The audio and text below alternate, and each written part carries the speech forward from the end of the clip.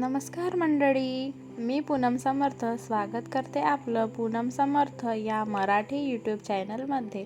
तर मंडळी, आता सध्या हिवाळ्याचे दिवस सुरू झालेले आहेत।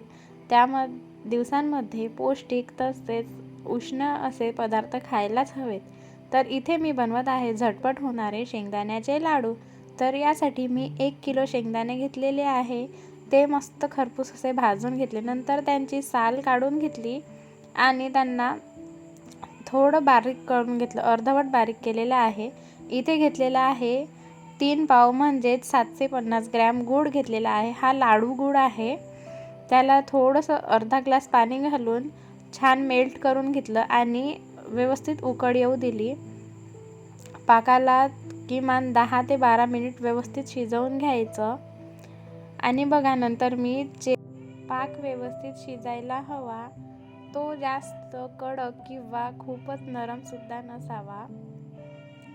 छान शिजल्यानंतर यामध्ये घालायचं वेलची पूड, तसेच पांढरे तीळ घातले आहेत 1 वाटी। तुम्ही ड्रायफ्रूट सुद्धा घालू शकता, पण शेंगदाण्याच्या लाडूमध्ये मला तरी ड्रायफ्रूटची आवश्यकता नाहीच वाटत। आणि चिमूटभर मीठ घालायचे।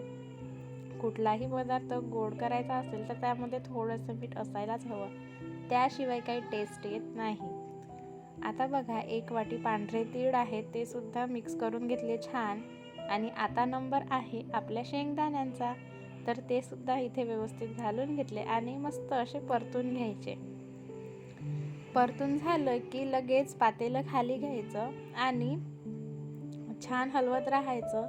थोडंसं कोमट झालं, हाताला सोसेल एवढं कोमट असायला हवं, तर नंतर तेलाचा किंवा तुपाचा हात घ्या आणि छोटे छोटे असे लाडू वळवून घ्या। तुम्ही मोठे सुद्धा वळवून घेऊ शकता, गरजेनुसार वळवून घ्या। बघा, आता इथे आपले एक एक करून सगळे लाडू तयार आहेत आणि हे लाडू महिनाभर हवाबंद डब्यात टिकून राहतात, तेही फ्रीज शिवाय। तर अशाच नवनवीन रेसिपीसाठी पूनम समर्थ या यूट्यूब चॅनलला लगेच सबस्क्राईब करा।